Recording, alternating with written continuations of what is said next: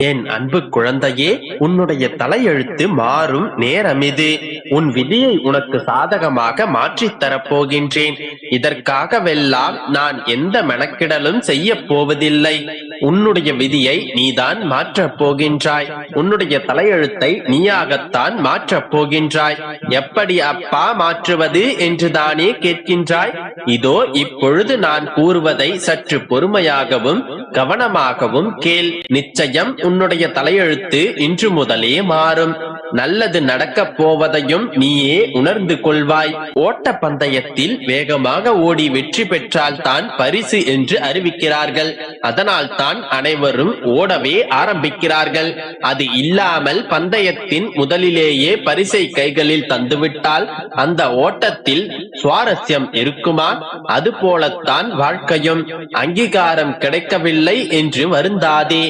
ஆரம்ப அங்கீகாரத்திலேயே திருப்தி அடைந்து விட்டால் ஓடுவதற்கான உத்வேகத்தை நீ பெறவே மாட்டாய். ஆரம்ப காலகட்டத்தில் கிடைக்கும் உதாசீனம் உண்மையில் உனக்கு கிடைக்கும் சீதனம். ஆரம்ப கட்டத்தில் உனக்கு கிடைக்கும் தோல்வியும் கேலியும் கண்ணீரும் தான் உன்னை வேகமாக ஓட வைக்கும் உத்வேகம் தரும் கருவிகள். உன்னுடைய வழிபட்ட மனமும் ரணப்பட்ட உள்ளமும் வெற்றி பரிசை வெல்லப் போகும் பொக்கிஷங்கள். ஒரு எறும்புக்கு முன்னால் எந்த தடைகளை நீ வைத்தாலும் அது அடியில் சென்றோ அல்லது மேலாக சென்றோ அல்லது சுற்றி சென்றோ தடைகளை அது கடந்துவிடும். தடைகளை உடைப்பதற்கு எறும்புகள் காலத்தை விரயம் செய்து அழியவில்லை. தடைகளை அங்கேயே விட்டுவிட்டு அவை முன்னேறி செல்கின்றன. எல்லா கஷ்டங்களிலும் எறும்பு தன்னால் முடிந்த எல்லாவற்றையுமே செய்து பார்க்கும். வெல்பவர்கள் தளர்வதில்லை, தளர்பவர்கள் வெல்வதில்லை. இந்த சொல்லுக்கு உதாரணமாக அங்கே எறும்பு வெற்றி பெறுகின்றது. அதனால் தான் கூறுகின்றேன், மனம் தளராமல் முன்னேறு. உன்னுடைய அப்பா நான் உன்னோடு தானே இருக்கின்றேன். உனக்கு வரும் தடைகளையும் பிரச்சனைகளையும் உன்னால் தகர்க்க முடியவில்லை என்றால் தாராளமாக கடந்து போய்விடு. முட்டி மோத உன்னுடைய மனதிலும் உடலிலும் தெம்பில்லை என்று நீ நினைத்தால் அந்த கஷ்டத்தை நீ புறக்கணித்து விடு. அதையே நினைத்துக் கொண்டு வருந்திக் கொண்டே இருக்க தேவையில்லை. உன்னுடைய விதியை நீ மாற்ற முடியாது என்று நீ நினைத்தால் அந்த விதியை நீ அப்படியே ஏற்றுக்கொள்ள பழகு. சந்தோஷமாக ஏற்றுக்கொள். சந்தோஷமாக வாழ்ந்து கொண்டிரு. அந்த விதியை நீ சந்தோஷப்படும்படி மாறிவிடும். காலங்கள் எப்போதும் இப்படியே இருந்து விடாது மகளே. நீ நினைப்பது எல்லாம் நடப்பதற்கும் நீ கேட்டது எல்லாம் கிடைப்பதற்குமான ஒரு காலம் நிச்சயம் பிறக்கும். நீ சந்தோஷமாக சிரித்து வாழ்வதற்காகத்தான் உன்னை நான் படைத்தேன். இப்போது நடப்பது உனக்கு கஷ்ட காலம் மட்டுமே. இதுவே கடைசி காலம் ஆகிவிடாது. உனக்கான சந்தோஷங்களை நீ அனுபவிக்காமல் இந்த பிறவி உனக்கு விடியாது. அப்படி என்றால் இன்னும் எத்தனை காலம்தான் நான் காத்திருக்க வேண்டும்? கால காலமாக காத்திருக்க வேண்டுமா அப்பா என்று குழந்தை போல் கேட்காதே. உன்னுடைய காத்திருப்புகள் எல்லாம் ஒரு முடிவுக்கு வரும் நேரம் கண்ணே இது. மாற்றங்கள் எப்போது வேண்டுமானாலும் தோன்றலாம். உன்னுடைய வாழ்வில் நீ நினைத்து பார்க்க முடியாத அளவிற்கு அதிசயங்கள் நிகழப் போகின்றது. ஆனந்தத்திலும் நிறைந்த நிம்மதியிலும் திளைக்கப் போகின்றாய். இது நான் உனக்கு தரும் சத்திய வாக்கு. உன்னை நான் என்னுடைய கருவறையில் வைத்து காத்துக் கொண்டிருக்கின்றேன். இனி உன்னுடைய வாழ்க்கையில் அற்புதங்கள் பலவற்றை நீ காணப்போகின்றாய். உன்னுடைய தலையெழுத்தும் மாறும். உன்னுடைய வாழ்க்கையும் நீ நினைத்தது போன்று மாறும். கற்பனையில் நீ செய்து வைத்த அத்தனையும் நிஜமாய் உன்னுடைய கைகளில் வந்து சேரும். என்னுடைய வார்த்தைகள் மீது நம்பிக்கை இருந்தால் மகிழ்ச்சியாக இரு. மற்றவற்றை நான் பார்த்துக் கொள்கின்றேன். நம்பிக்கையோடு இரு. அனைத்தும் நல்லதாகவே நடக்கும். என் அன்பு குழந்தையே, எப்பொழுது அப்பா என்னுடைய பிரச்சனைகள் தீரும்? எப்பொழுது அப்பா என்னுடைய இத்தனை பிரச்சனைகளுக்கும் தீர்வு கிடைக்கும்? எப்பொழுது நான் முன்பு போல சந்தோஷமாக இருப்பேன் என்று என்னை கேட்டுக்கொண்டே இருந்தாயே? என் தங்கமே, இப்பொழுது கூறுகிறேன், உனக்கான நல்ல நேரம் வந்து விட்டது. இப்போதைய காலம் உன்னுடைய காலம். என்னுடைய வார்த்தைகளை நீ கேட்க நேர்ந்தால் கேட்டுவிடு என் செல்லமே. இது உனக்கான வார்த்தைகள். இதை நீ கேட்கும் நொடி முதலே உன்னுடைய இன்னல்கள் நீங்கும். உனக்கான இன்பங்கள் எல்லாம் உன்னை வந்து சேரும்.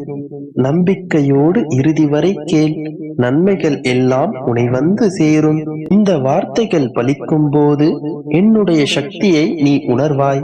நீ வைத்த நேசத்திற்காகத்தானே இத்தனை போராட்டங்கள், இத்தனை காலமாக உன்னுடைய நேசத்திற்காகத்தானே போராடிக் கொண்டிருக்கின்றாய். ஒன்றை புரிந்து கொள், இந்த வாழ்க்கை உனக்கு நேசத்தை கற்பிக்கின்றது.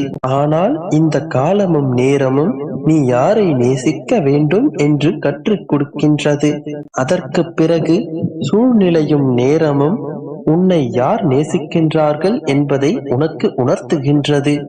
இந்த நேசத்தின் மூலம் உன்னுடைய வாழ்க்கை பாடத்தை நீ கற்றுக்கொள். நீ புத்திசாலித்தானே, புத்தி சாதுரியம் மிக்க என்னுடைய பிள்ளைதானே. உன்னுடைய எதிரிகளையும் துரோகிகளையும் சந்திக்க பல பயிற்சிகளை மேற்கொண்டிருக்கின்றாய் அல்லவா? உன்னுடைய அனுபவங்கள் உனக்கு பல விஷயங்களை புரிய வைத்துக் கொண்டிருக்கின்றதல்லவா? அதே போல கஷ்டங்களை சமாளிக்க, துன்பங்களை பொறுத்து கொள்ளும் மனப்பான்மையை வளர்த்து கொள்ள வேண்டும். துன்பத்தை சந்திக்க ஒரே ஒரு ஆயுதம் புன்னகையும் பொறுமையும் தான். துன்பம் வரும்பொழுது சிரிப்பது அத்தனை எளிதான காரியமா என்றுதானே யோசிக்கின்றாய்? நீ மனதார சிரிக்க தேவையில்லை. உதட்டில் ஒரு சிறிய புன்னகை மட்டும் காட்டினால் போதும். அந்த புன்னகை தரும் தன்னம்பிக்கை வேறு எதனாலும் உனக்கு தர முடியாது. நேர்மையான சிந்தனைகளால் ஆழமான இருள் நிறைந்த இரவுகளையும் அழகாக்கி விடலாம். அத்தனை இருள்கள் சூழ்ந்ததா உன்னுடைய வாழ்க்கை?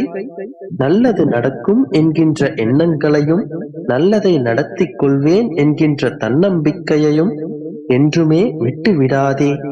அவையே உன்னை வெற்றி பாதைக்கு அழைத்துச் செல்லும். நீ நினைத்ததை நடத்தி தர வழிவகுக்கும். அதனால் எப்பொழுதும் நேர்மையான சிந்தனையுடனும் நம்பிக்கையுடனும் இரு. உன்னுடைய வாழ்விலும் சந்தோஷமான நேர்மறையான நிகழ்வுகளை நடத்தி வைப்பது என்னுடைய வேலை. நம்பிக்கையோடு இரு, நல்லதே நடக்கும். என் தங்கமே, உனக்கான ஒரு சந்தர்ப்பம் கிடைக்கப் போகிறது. அதை சரியாக பயன்படுத்திக் கொள். என் குழந்தையே, உன்னுடைய வாழ்க்கையில் உன்னுடைய ஆசைகளை ஒவ்வொன்றாக நான் நிறைவேற்றப் போகிறேன். என்னுடைய வருகைக்காக நீ காத்துக் கொண்டிருக்கின்றாய். நீ மட்டுமல்ல, உன் வீட்டில் உள்ள மரக்கதவுகள் கூட என் வருகைக்காக ஏங்கிக் கொண்டிருக்கிறது. உனக்காக உன் வீட்டிற்கு வரலாம் என்று முடிவெடுத்து விட்டேன். நீ என்னை காணும் நேரம் வந்து விட்டது. என்னுடைய அருள் பார்வை உன் மீது படும்படியான நேரம் வந்து விட்டது. என்னை நீ அன்போடு வரவேற்கும் நேரம் வந்து விட்டது. என்னுடைய காலடி பட்டதும் உன்னுடைய குடும்பமே மகிழ்ச்சி வெள்ளத்தில் மூழ்கப் போகிறது. செல்வ சுபீட்சம் பெற்று உன்னுடைய குடும்பம் சந்தோஷமாக வாழப் போகிறது. அதனால் தயாராக இரு. இழுபறியாக இருந்த நல்ல செயல்கள் எல்லாம் இனி தாமாகவே